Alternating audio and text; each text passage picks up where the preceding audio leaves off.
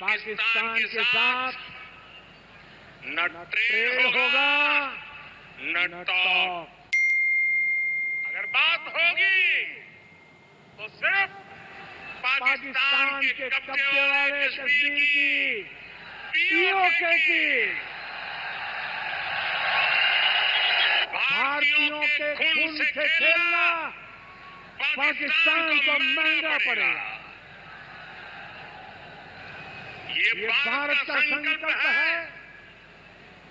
और दुनिया की कोई ताकत हमें संकल्प से टिका नहीं सकती है। Leader in India is my friend Modi, and he's a great guy, and I call him both. We just it's something.